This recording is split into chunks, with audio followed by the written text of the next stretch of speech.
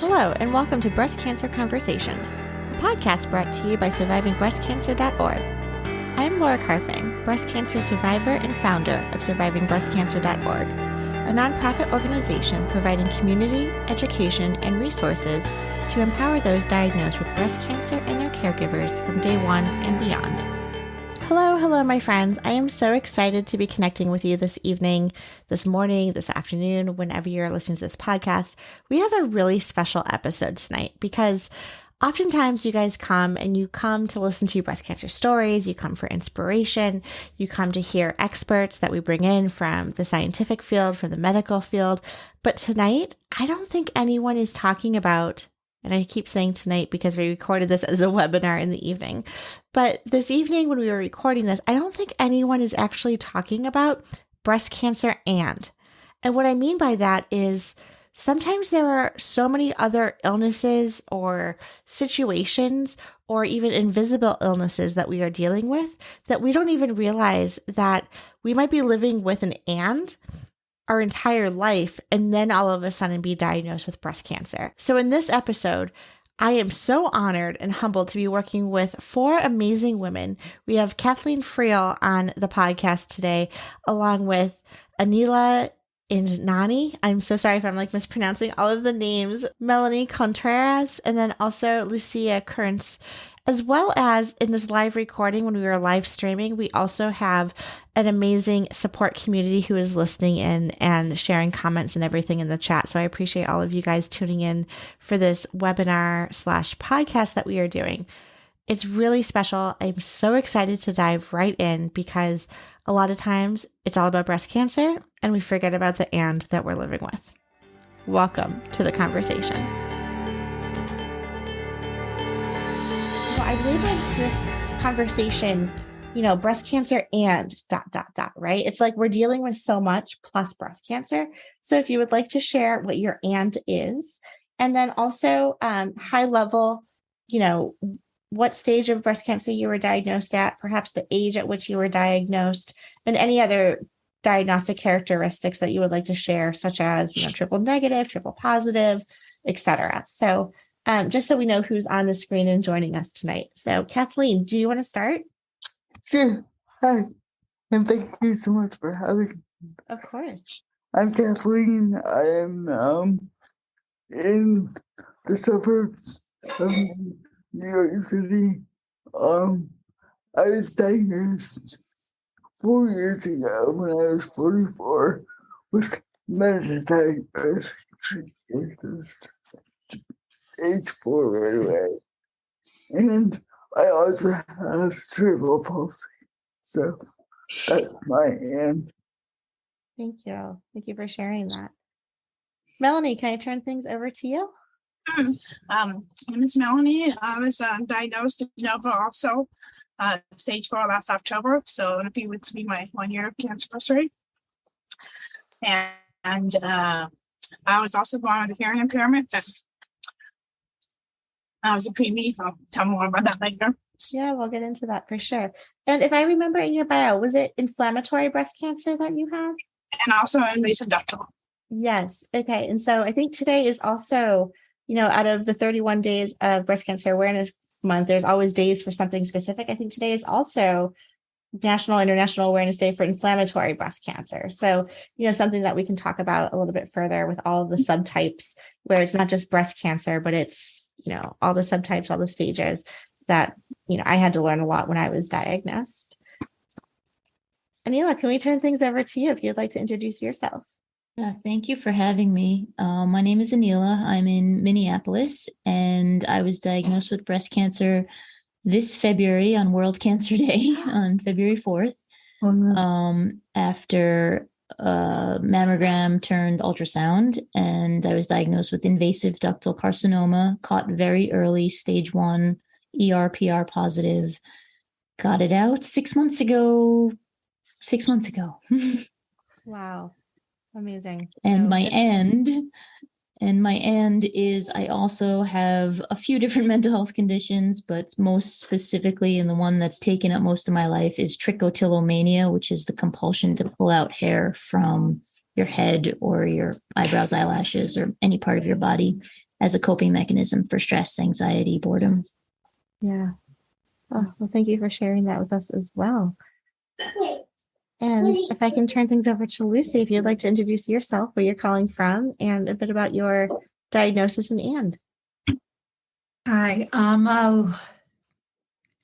Lucy, and I'm from Pennsylvania, and I was diagnosed with breast cancer in January, and I have Dr. carcinoma, HR negative and hormonal positive stage 1, and I had a lumpectomy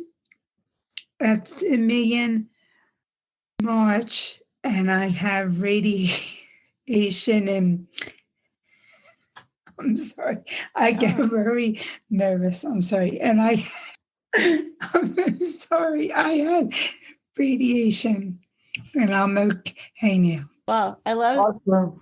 if you're laughing, I love that we can, laugh about everything that we've been through, because sometimes we just have to laugh it out because otherwise we'll be crying. So I wholeheartedly welcome and bring humor into everything that we have to go through. And for those of you too, I think I was mentioning before we officially started recording and starting our presentation tonight, really want to create this space where we can have our panelists share their stories. My plan for the evening is to hear about their lives before their breast cancer diagnosis, to understand what it was like living with whatever the and is, and then also to dive into the breast cancer diagnosis and some of the things that we can learn and take forward with us and remember when we're working with other colleagues or other patients and other people in the breast cancer community, to hopefully take this new knowledge and sensitivity and empathy when we're working with those who've been diagnosed with breast cancer, because there's a lot behind that curtain that aren't always visible, and things that we definitely want to acknowledge.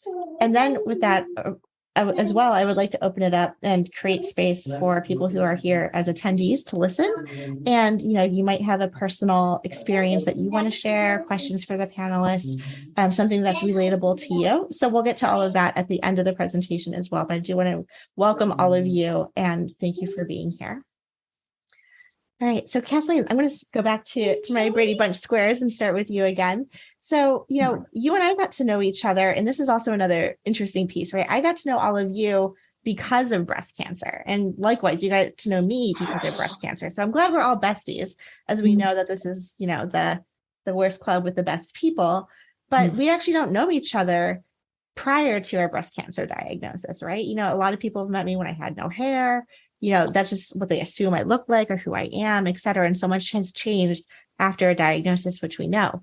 Tell me a little bit about, what it was like growing up with cerebral palsy and, the day in the life of. Sure. Thanks. So, cerebral palsy is caused by injury to the brain either before birth, during birth, or a little bit after birth. And even though most people have the injury around birth, most times we're not diagnosed until we're a year or two old, once doctors believe that we're missing milestones. So I was diagnosed, it's been for 18 months, and I finished great. And back almost 50 years ago, the world was not as welcoming to people with disabilities. Mm-hmm. And I was really lucky.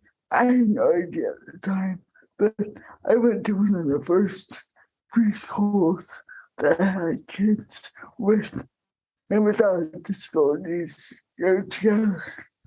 And Oh, wow. that English model didn't really exist much back in those days. So I always grew up kind of believing that I could do whatever other kids could do. And I would get so frustrated when I couldn't ride a two-wheel bike before my younger brother did. I was like, that's not fair. I'm older. Right. So, I had no idea. And that's like, I was usually, I used to always, like in school and grad school and all the way, I was really the only student with CDA with any kind of like movement disability that I knew. So I've always been getting used to like figuring things out for myself. Yeah. And having people around me that look like me or talk like me. And but yeah, it's not easy either because I had a bunch of surgeries to make my muscles and bones when I was a kid. And physical, occupational, and speech therapies. We did a whole school, the whole like get K through 12, and so I always kind of know that if I want to improve, yeah, I need to work for it. So, and when I was a kid, I hated therapy. It was like the worst. It was painful. They weren't very fun. I didn't think, therapists.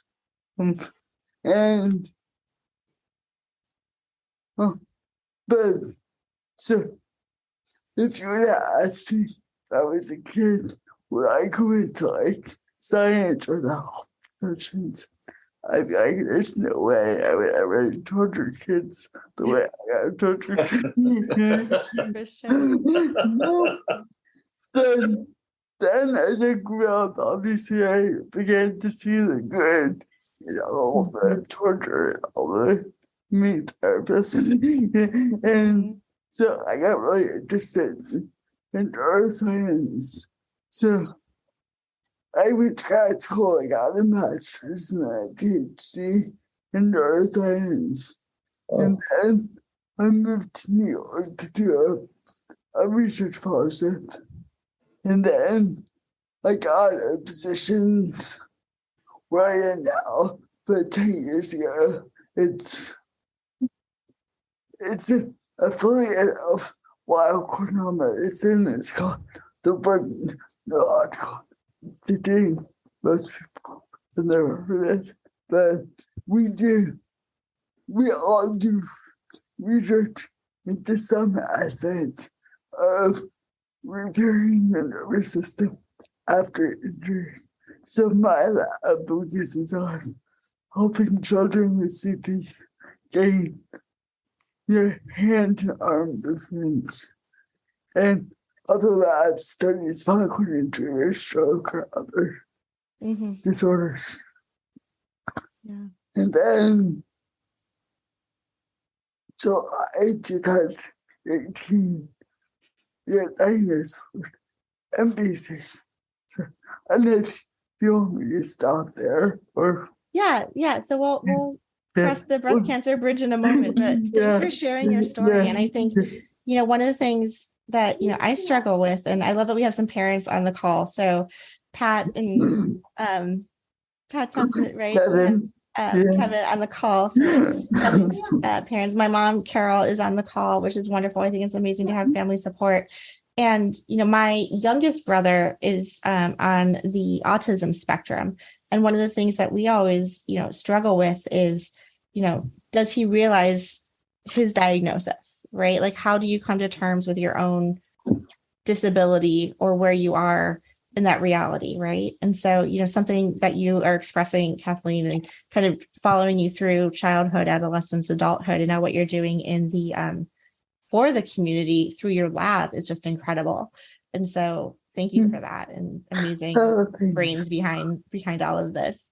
Melanie, let me turn things over to you. So again, we met not too long ago, and I love that we're across the country, one in Boston, one in California. And I would say like you were one of those friends that I met and had kind of that invisible diagnosis, right? Unless you told me what was going on, I would never know from a Zoom call, right? And so I would love for you to kind of share a little bit more about like your situation and how this has been with you for your whole life as well. Okay. I was born in Loma Linda, which is in San Bernardino County. There's a well-known hospital for neonatal care, Loma Linda there. And I was 3.5 months early. My mom went to the hospital earlier in the day. They were living in Victorville then, which is about 5 minutes from the hospital. Anyway, they thought she was too soon, sent her home, found contractions, and came back later in the day. Okay, we believe you. And they tried to do epidural. That didn't help stop anything. So they rushed her to Loma Linda. I weighed less than 2 pounds, pound 13 ounces, was an incubator for 5 months afterwards. I ended up with a hearing problem. And it took a while to diagnose that, because I remember my mom saying that the nurses thought I had a hearing loss, but the doctors didn't. So they did more tests and discovered I did. So I started wearing them when I was 3. So it's been 4 years now that I'm living with that situation. I did okay in school, just made sure I sat up front, to hear better that way. And I also took in elementary school lessons for lip reading for a while. And Chuck took him from outside of school to work on that with me. And I was diagnosed last year with breast cancer, but we'll talk more about that later, because details of that. So when your family thought you were deaf, or the doctors thought you were deaf, and it wasn't just like an impaired, 50% hearing loss, were you taught sign language or any other like communication skills at that time? No, I always wanted to learn that sign language, but I just know some letters. I never learned much else than that, unfortunately. And I'm so curious, how can you give me an example, like reading lips? That sounds like such a skill. I have no idea how someone would even go about teaching you how to do that. How, just enlighten me, like what would that look like? They would just a few feet across from you and say words, and you repeat back what pretty sure what you said. To practice the lip reading skill. Yeah. And I know up until your diagnosis, you were working, right? Can you tell us a little bit about your profession? Yes, I was working at elementary school for a couple of years, just to have part-time lunchtime aid. And then I didn't go back to work last year, which turned out good in the end, because I got diagnosed like a month after I would have started work, or 2 months. So it wouldn't have been much time. I don't know. I was in so much pain at that point. I don't know if I could have worked very much anyway. So. Oh. Well, wonderful. Well, thank you for being on our panel and sharing that story as well. Aneela, how are you? It's nice to have you on the call. For those of you who don't know, Aneela shared one of her stories with her diagnosis and her aunt not too long ago. And you did a TED Talk. I feel like you're like famous. I need your autograph, because anyone who does like a TED Talk is like quasi-professional in my book. So would you like to introduce yourself and tell me a little bit about your background prior to your diagnosis? Sure. Thank you for that. I am humbled to have been able to do a TEDx talk in Fargo. I would love to get on the big TED stage one day, but baby steps. Yeah.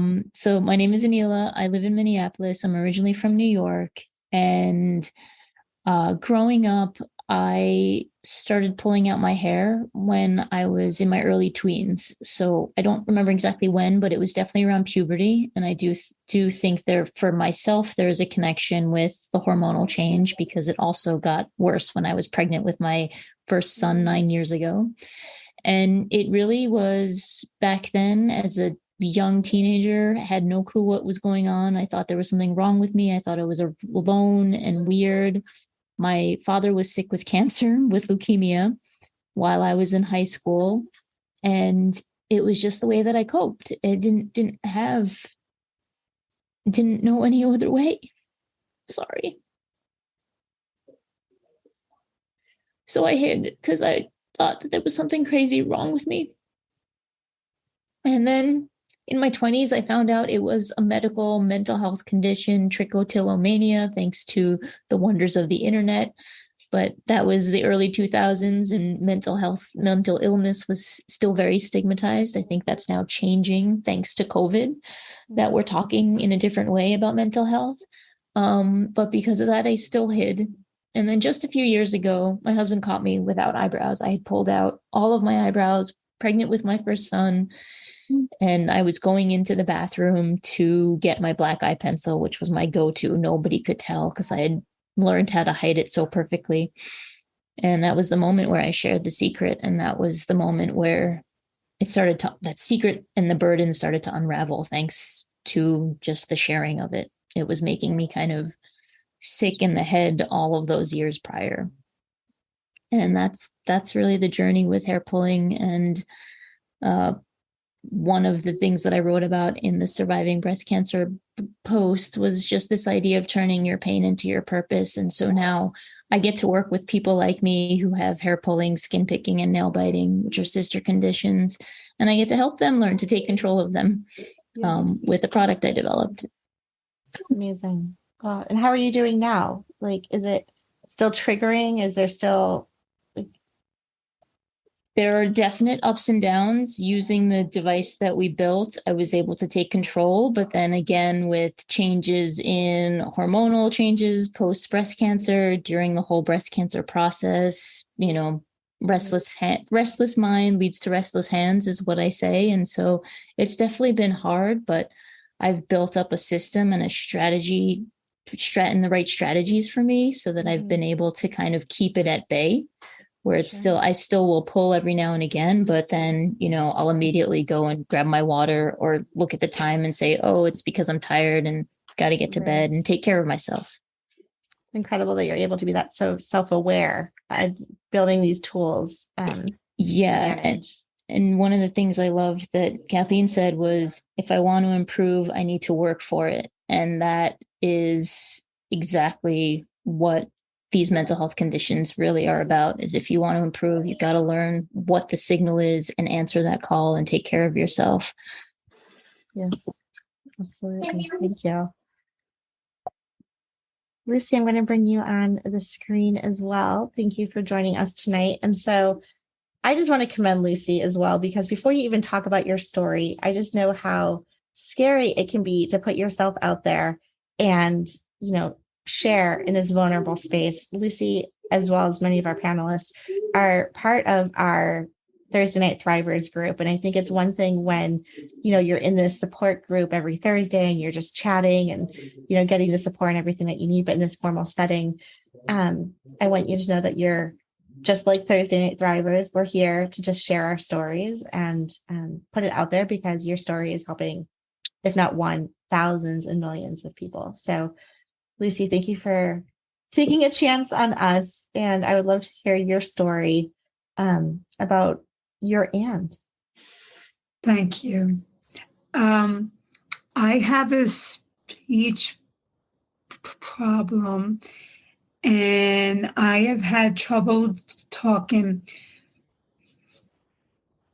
my whole entire life, and it's been extremely frustrating, just so frustrating. And I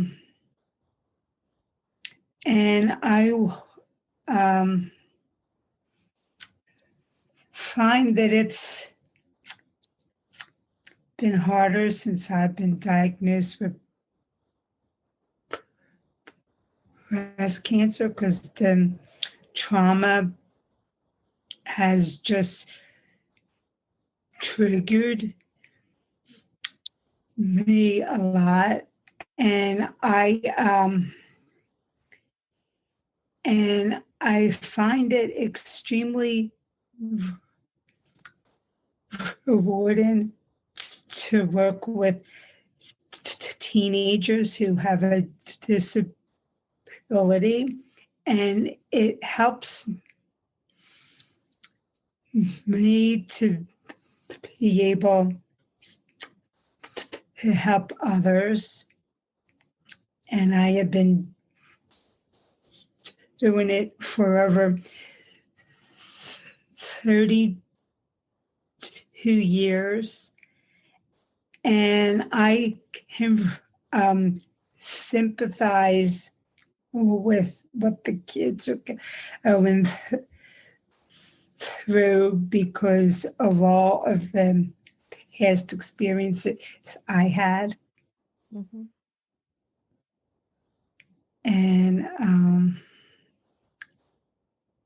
And I also have a learning disability too. And I feel like I have gained confidence in working with the kids and I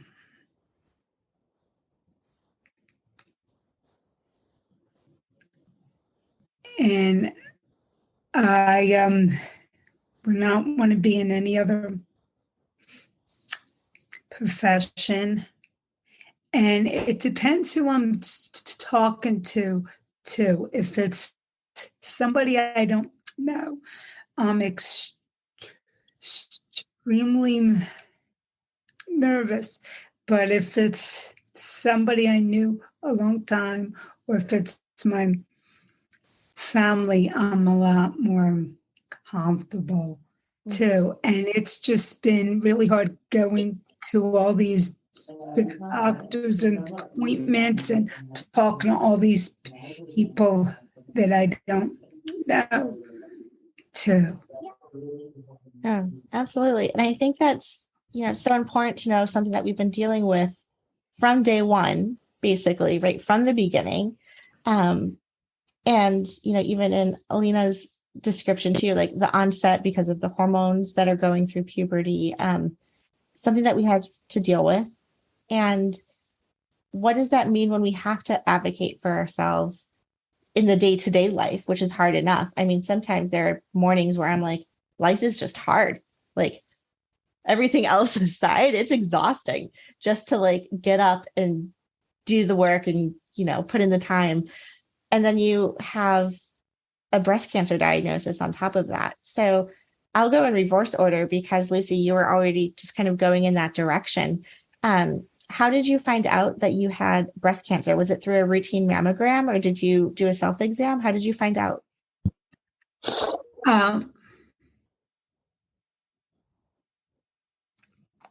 Is it my turn? I'm sorry. Yes, please. Okay. I had mammograms every October, and I was getting extremely anxious because I couldn't get an appointment for a mammogram. So I've finally got an appointment in December, but I was supposed to go in October. And I had a routine mammogram, and they said that I had to have another mammogram. And I had the family history, and they have been the doctors have been keeping an eye on this particular area for the past 13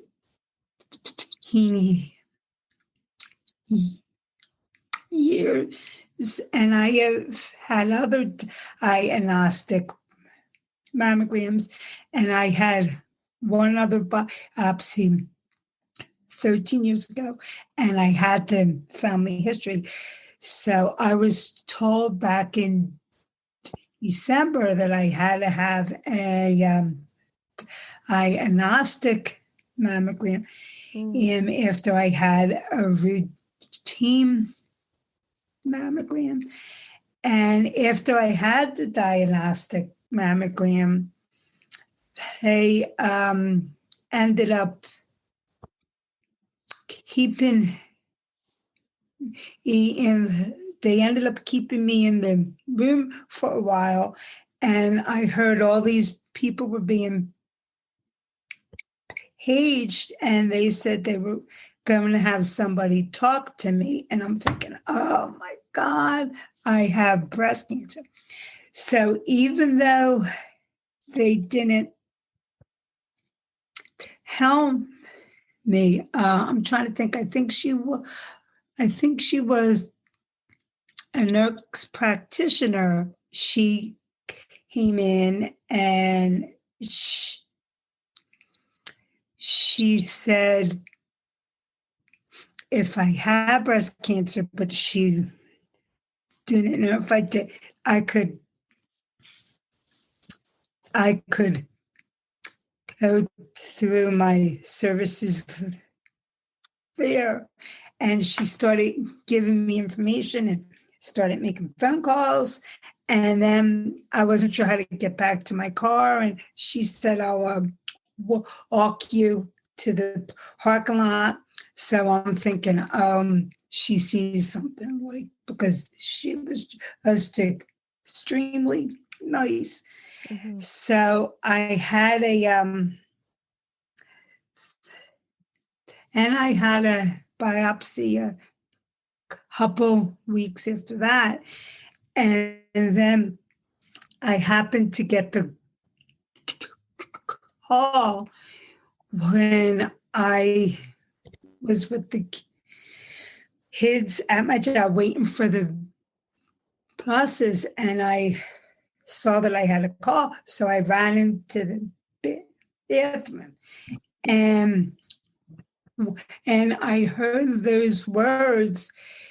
I threw my pocketbook down on the floor, and I had to hold on to the sink because I thought I was going to fall. And I took up saying, oh my God. And the biopsy doctor said, just be thankful that you're not going to die. And I thought, what? So I was just in a state of shock the rest of that. And yes, I can only imagine. It was on a Friday late afternoon, so I couldn't start making any phone calls. So I was just in a state of shock for a while after that.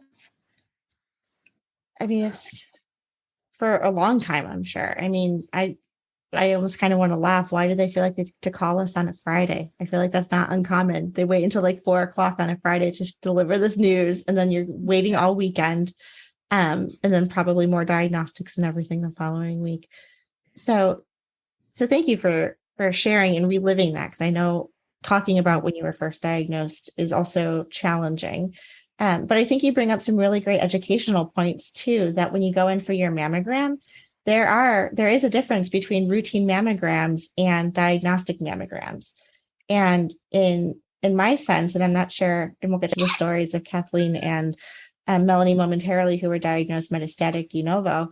But because I wasn't having routine mammograms, my first mammogram was a diagnostic.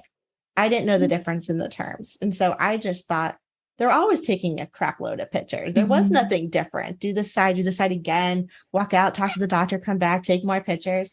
And it wasn't until my routine follow-up, a year and a half later after my diagnosis, I was like, don't you want to take more pictures? Like, don't you want more? And they're like, no, this is routine. We don't do more. But I think just in terms of breast cancer education, that's really important to know that there is a difference in the types of screenings and what they do for a diagnostic versus routine. So thank you for sharing that. Melanie, can I bring you on the screen for the next conversation as well? And so you were diagnosed de novo. And so for people who aren't familiar with the term, being diagnosed metastatic de novo refers to the fact that there was not an early stage diagnosis prior, that right off the bat, when they're doing their staging, you are already in the metastatic setting where the disease has spread beyond the breast, beyond potentially the lymph nodes, and to either bones or other organs as well. Do I have that correct? Is that what your experience has been? Yeah, that's correct. Yes. Yes. And so how did you even get to, whirlwind, right? So like, tell me what got you to even go and advocate and find out that you had breast cancer? Well, I found a lump, and so my primary doctor thought it was an infection just because it was red and inflamed, which is the inflammatory part of it. And then antibiotics for about 4 weeks, didn't do much. Went to the hospital in October. They did a regular biopsy. They thought that was abnormal results. So they were still thinking it was an infection. So then a couple more weeks later, came back the end of October, and they did a deeper core biopsy, and that finally came out positive cancer. And it was already in my lungs. I had a chronic cough for a long time, which I had checked out, but my doctor thought they missed an impasse mammogram due to dense breast tissue.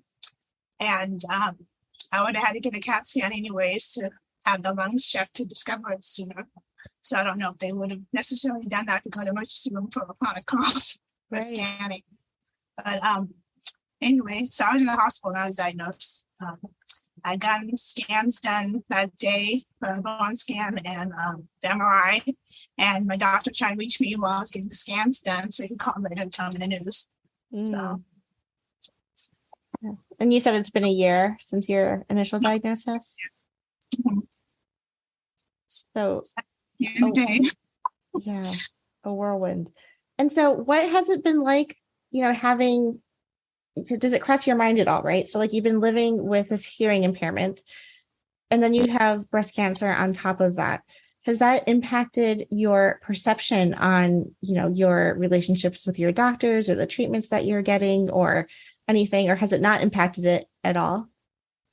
Not too much. I just try to make sure, like for the CAT scan, I asked because I couldn't. It's been 7 months since I had a scan, so I couldn't remember. I do remember I asked about taking my hearing aids out for certain scans, but for that they don't need to. But anyway, just mainly that's it. So MRIs, of course, you can't have any kind of metal completely. So right. Excellent. And what treatment are you on currently? I'm on tamoxifen, Zoladex shots, and Herceptin. Okay. So I might be getting surgery later, so we'll see. Yeah. How that works out. Yeah, I know. Weeks at a time, days at a time, just one step at a time. Right. Thank you for sharing that. All right, I'm going to bring on Aneela. So you were hiding all of this, coming back to your story, right? You're pulling out the hair and the anxiety and all of this until your husband was able to find you, and then you get some support there, right? Yeah.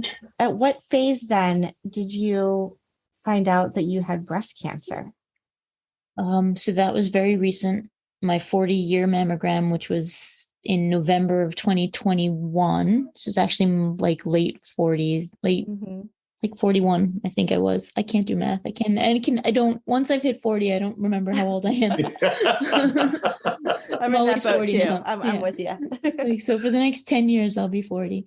But it was in November, I did the mammogram. And then they said my breast tissue was dense and to go for an ultrasound. And that couldn't happen until February 2022, just because of holidays and travel. And then my young son was sick with COVID, so I couldn't go in for my ultrasound appointment. So it just got delayed. And that was like first week of February. Then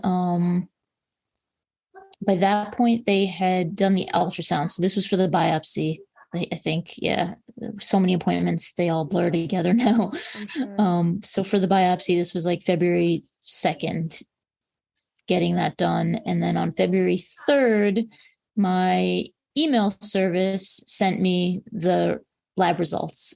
And so there I was sitting with like, what does this all mean? And Googling it and keeping it to myself again. until I got the call the next day from the radiologist confirming everything. And that's when I shared with my husband and stuff, because I just wasn't sure I was reading it right. And I just wish I never had opened the email. But that's, of course, what I do to myself. Well, I mean, and now with Check Your Chart, right? Like, Yeah, it's all there. And it's all there. It's getting posted before they can even make the phone calls to notify us. So it's, it's some ups and downs, some positives ups and downs, for sure. And for someone with mental health history, they should know not to do that. But one of the things that I did realize is, a year prior, I was diagnosed with a different mental health condition called premenstrual dysphoric disorder. So again, with my hormonal cycle, I was getting a lot of agitation, a lot of anger, and I was put on birth control. And then I found out that my breast cancer was ER positive. So I think the birth control was kind of feeding the cancer. And that's how it actually came to be at a stage where they could even see it. Sure. So that's just part of my journey. So if you're ER positive, right, and that's hormonally driven, what treatments are you on now? And are they affecting your hormones? So now I'm on tamoxifen. The cancer was the oncotype score and the lymph node diagnosis.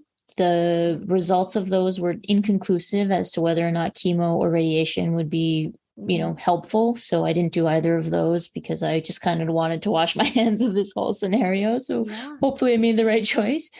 And then just tamoxifen as that hormone therapy to kind of block the estrogen, and then potentially we'll do like early menopause if first trying to see how the tamoxifen lands for me. Yeah, because everyone responds differently to these hormonal therapies. And so the follow-up question to that is, if we're suppressing the estrogen or blocking it from those receptors, how are you doing and navigating with like the mental health side of that, where it is so tied so closely, as you were describing, to the hormones? Is there, interaction? Yeah, it actually seems somewhat steady.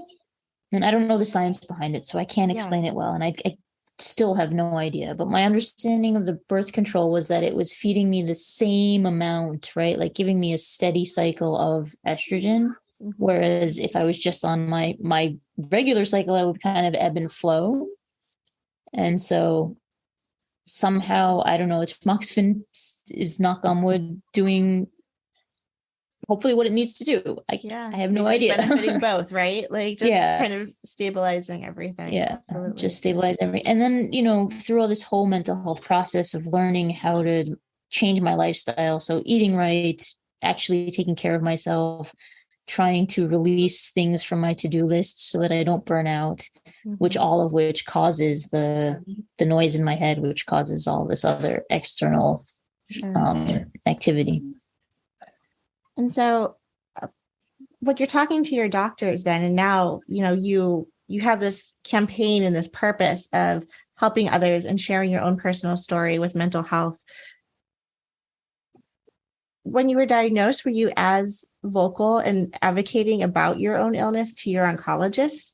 Or was it something also that you were trying to navigate without bringing too many other doctors into the mix? Yeah, I think it was still just at that time just so focused on the breast cancer and trying to understand what was going on. And bless my husband, who read paper after paper after paper to understand all of the research. But really, after my double mastectomy, I kind of,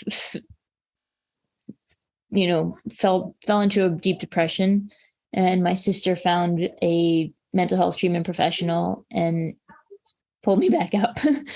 And I really needed it at that time, just talking to someone and just trying to make sense of, I thought I had enough pain in my life. But it's surprising. Surprising. Yes. And it's surprising what we can handle. It is. And I think, to your point too, sometimes things don't hit us until almost like after the surgery or after some sort of event happens, then you hit that wall of like, gosh, I've really been through something, or I've been carrying all of this weight and bearing all of this information. I personally relate to that too. I ended up seeing a psychiatrist almost a year after my initial diagnosis, because I didn't have time during the diagnosis to process anything. It wasn't until, I was kind of, the hair was growing back. I was going back to my job. And then I was like, holy crap, I've really been through a lot. I need to talk to someone about this because I am not feeling okay. So I commend you on all of that and everything that you've gone through. Thank you. Thank you. Kathleen, turning things over to you. So you, similar to Melanie, were also diagnosed de novo without an earlier stage diagnosis. Tell me about how you found your breast cancer. Yeah, it was wild, as you can imagine. So I was out of town at a work thing, and I had really bad back pain. I had to go to the ER down in Bethesda, Maryland, and they saw something, but nobody really mentioned cancer. And then there was somebody like residents like, "Oh, you probably have advanced cancer." I was like, "What?" And then I really couldn't like, no, like, don't worry, that's not true. And I couldn't find a breast lump or anything. So I went back to New York, met my mom in New York, and the pain kind of went away, but it didn't go all the way away. So they could tell that it was like almost like a hole in the bone of one of my vertebrae, and so but that can be caused by a lot of different things that aren't cancer. And most adults with cerebral palsy develop bone issues earlier in life than others, because the way we walk, or at least the way I walk, is not normal. It's my bones get a lot of like unnatural pressure.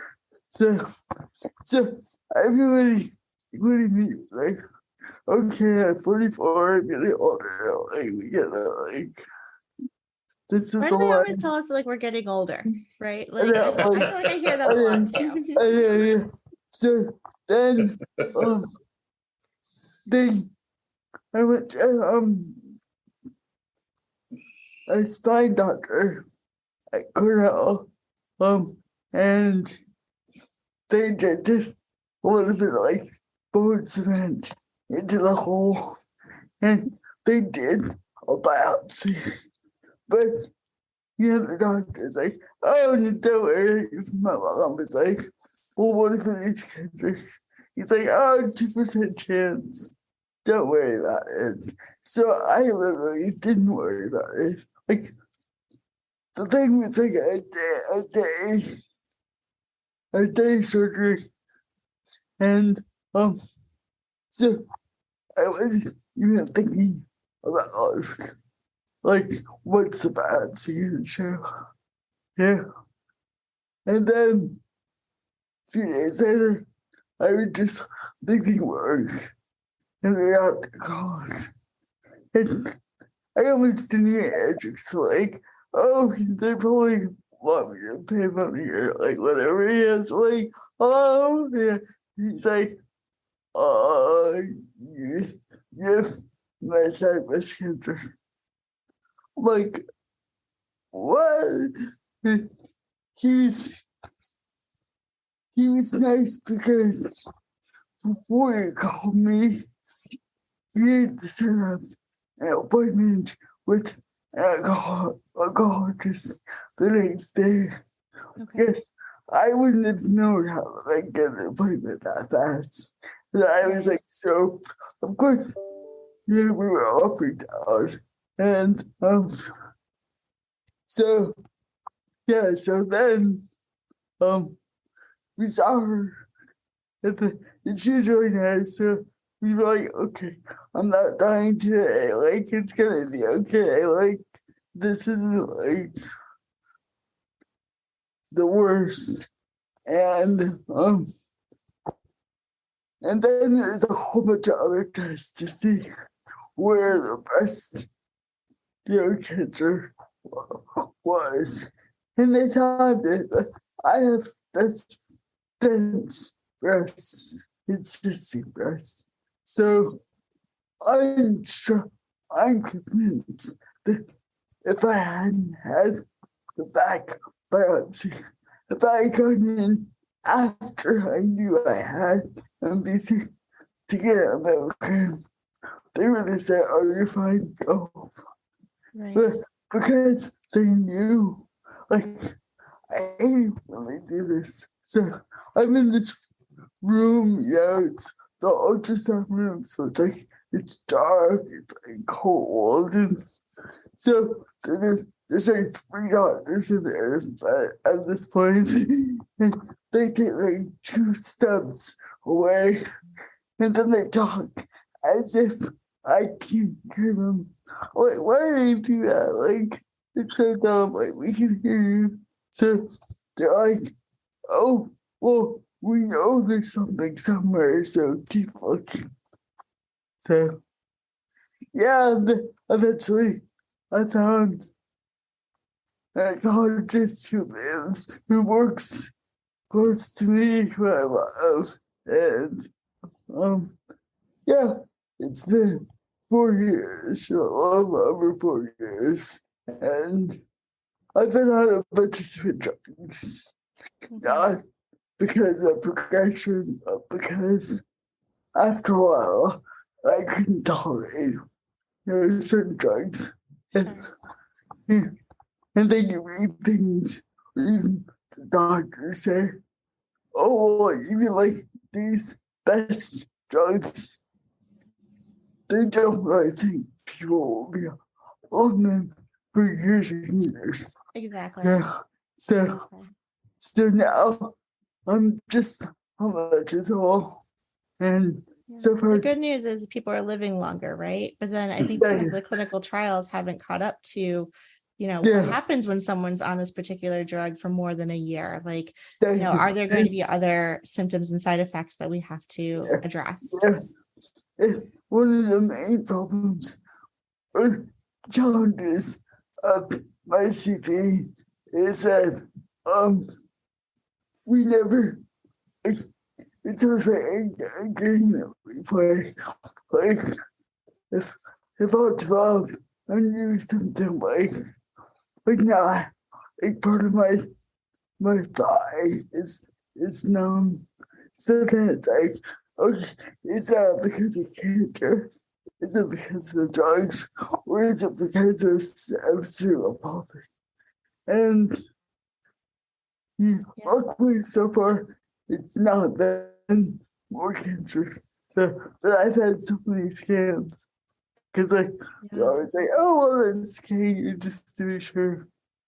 And now I'm on the schedule for every 6 months for fine scans. Because they're just like, we'll just put you in there every so often and just be sure that it works. And you bring up a great point too, where it's like now at this point, because you've been through so much with the cancer and then the drugs and the treatment, plus living with cerebral palsy, it's like, well, then really, what is it and how do we identify it? Yeah. And this dawned on me because until I had breast cancer, I was like one of those healthy people who went to the doctors, blood work was good, everything looked good. There was no problems. And now it's like every time I go, there's some new problem. And I'm like, I don't want to go anymore. Like, I'm over this. William, I know you had some questions for our community as well. So I'm going to bring us all back together on, how do I undo me to the gallery view? But William, you had some questions for the panelists also? Yeah, I did. First off, I'd really like to thank the entire panel. This has been incredible for me, and I'm sure it is for everyone else listening and watching in. My question really had to do with the coping mechanism after a double diagnosis. What type of a coping mechanism? Who was performing a caregiving for you, and what was the role of that person? And how valuable was that person? I know Aneela was mentioning her sister, working with her to get some psychiatric help, et cetera. But just to throw it out there to the panel, again, thanking everybody for being on, but what was the best coping mechanism for you suffering a double diagnosis? So I'll just leave it up to the panel. I'm not going to call on anyone who wants to go first. No, anyone who wants to answer. All right, I'll call on Aneela then. Thanks. I can, I think it's not just any one coping mechanism or strategy, right? It's the confluence of all the things. For me, one of them was my husband. He was my rock through this entire process, he knowing where my mind can go and pulling me back to reality. The first time I showered post double mastectomy, I of course needed help. I could barely move and I was crying, and he just looked at me in the eyes and said, "You're doing great. Like, you're doing great." And just that love. And then my mom coming to help. My kids have been a source of strength. And my friends, the moment I found out, I reached out to friends, and they all kept saying, "Oh my gosh, I know someone.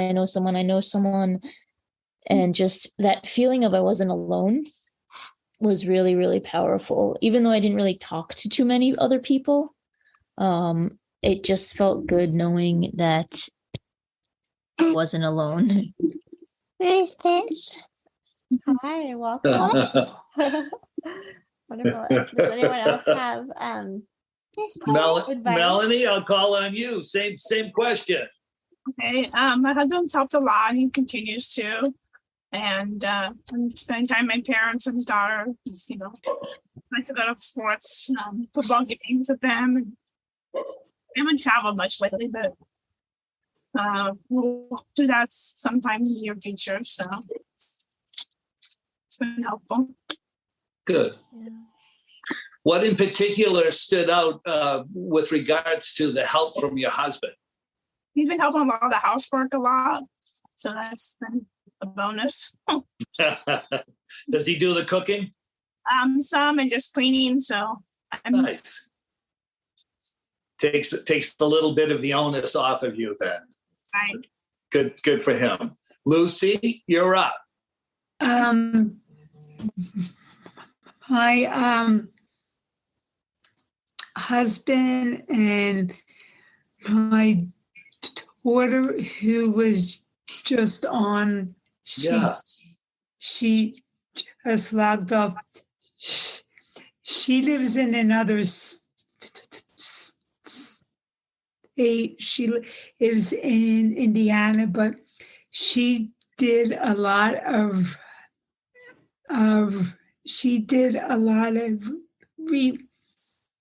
research, and friends and coworkers and people at a job had a food share, and a lot of people were bringing me food after the surgery, and everybody was checking in on me, and my husband would take me to all my appointments,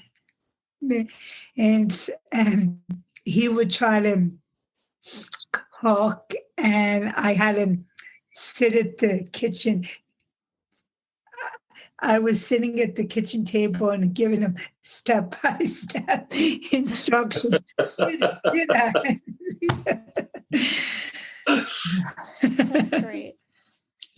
So he stepped up and he followed those instructions, I'm sure, to a T. So he was a big help. Yes, he was. Very, very nice.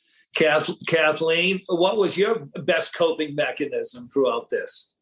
I think I do. It's not just one. I feel like different times I've used different things. And my family, my parents have been huge supports. And I'm so grateful. And friends, like it's like some friends become closer, and some friends you realize maybe they're not really your friends anymore. But Sure.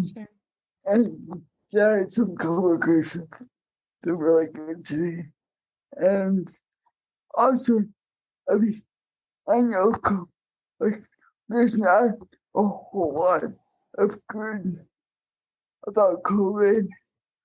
One of the things that I really have used a lot is to reach out to people like you all, like SPC, like other groups where maybe it would be so difficult to get together every week, like in person, but online, it is peaceful. So I feel like that's also helps a lot. And even my doctors, they've been really supportive and really advocating for me. One of the challenges that I have to deal with is people who assume that I'm not independent or intelligent. Like my doctors know me, but the nurses are all, it's kind of random who you get. And the radiology technicians, it's kind of random. So I've had to deal with some annoying people that way. And at first, I didn't even bother my doctor. And then once I told her, and she's like, oh my God. And she emailed the entire radiology department. And I was scared. I was like, if this happens again, I turned off. I'm like, whoa, that's pretty cool. So it's nice when people step up and make it easier. And my doctors, they're really supportive.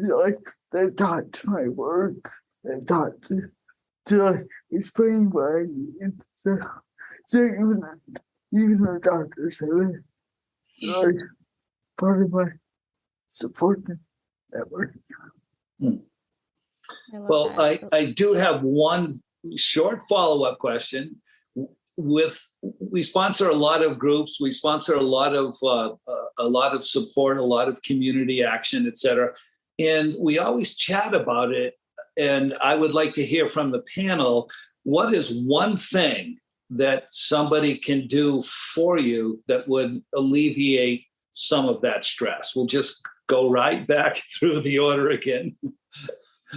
Aneela, go right ahead. You're on first again. Just one thing.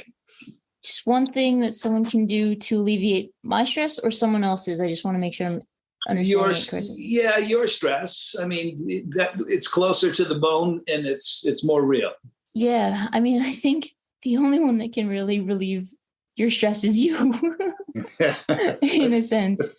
Because ultimately, I think a lot of it comes down to our thoughts. And maybe that's just my personal life, is most of my stress is my thoughts. And so for me, it's remembering that my thoughts are not facts. And so I think to that end, having someone remind me that is probably what I need the most. So as it relates to my breast cancer diagnosis, I still, the biggest thing in the back of my mind is it really gone? Or when is it coming back? Which is the question that I need to stop asking. Right. Okay. I need that reminder to say, don't think there, don't go there. Yeah. Very good. Melanie? I don't know, just continue supporting and listening. Friends I've been walking with, so that's been helpful too. Trying to walk a couple days in the morning before it gets too hot, like at 6:30. It's pretty early walk. Okay. On different things. So. Just walk and talk. I'm sure that's very helpful. Yes. Okay. Lucy? I would say to continue exercising. It helps my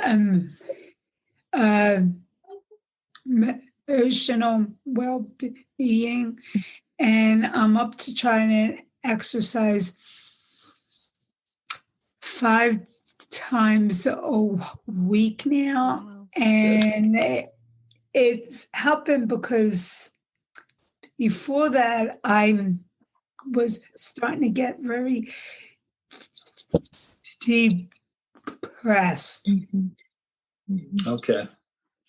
Good for you. Yeah. Good for you to go after that exercise. Kathleen, you're up last for me. Yeah, sure. So I think there's such power in just having someone listen to me and not judge. And not, I think the teacher with the NPC, a lot of times, if I talk to people about it, like, I know it starts to be nice, but that will kind of reassure me, like, oh, don't worry, you'll be fine. Oh, yeah, all that, which is like not helpful at all. Yeah. And so I think just listening and believing us when we say what's hurting, or because we might, people tell me, oh, you look good, so, and then it's like, so obviously you're fine, which is not always true. But. Thank you. Thank you. Oh, so much to take away. Thank you all for sharing your stories, teaching us what we need to learn about living with not just breast cancer, but breast cancer and. I put in the chat, William stole my last question because I think, I was curious too. It's like, what not only can we do to help you and our community, but what is it that you want us to know, doctors to know, colleagues and friends to know, right? Of, not to judge, not to just assume, not to talk in the room where we can still hear them. Like, all these things. Absolutely. We're at the top of the hours, and I know this webinar is only for 1 hour, but I do want to give any of our other attendees opportunities if they wanted to just turn their videos on and share or ask questions to the panelists. If there was any burning questions, we'll open up the floor.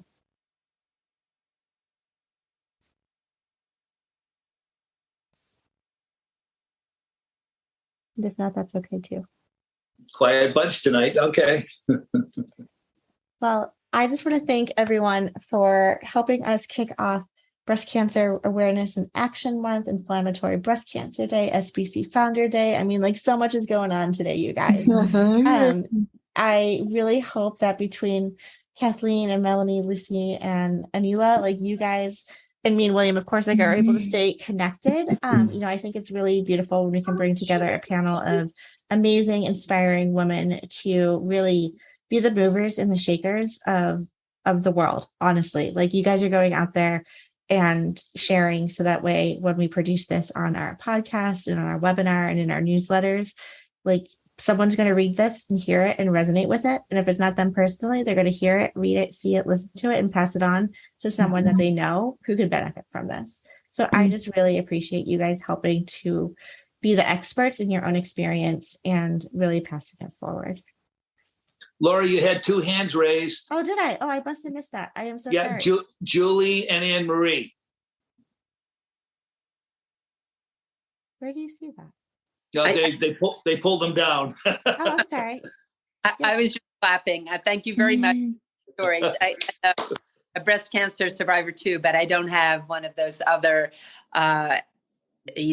situations. So I'm just lucky. But it's really great to hear your positivity and the different ways that you've coped and found ways to reach out to one another. So I really thank you for this opportunity to hear you. And Julie, you're on mute, Julie, if you can hear us. Oh, go ahead. Sorry. She was applauding the ladies. Okay. We all are.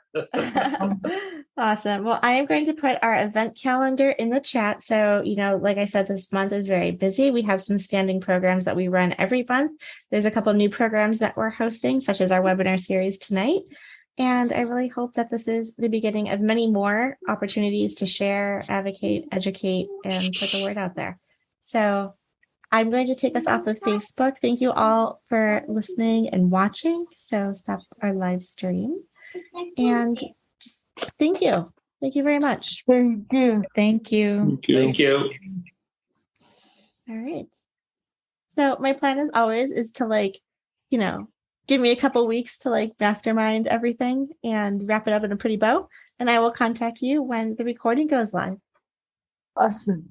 It was so great to meet you all. Thank you so much. Yeah. And thank you, everyone, for listening to our show.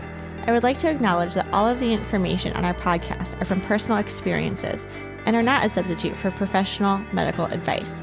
You should always contact your medical care team.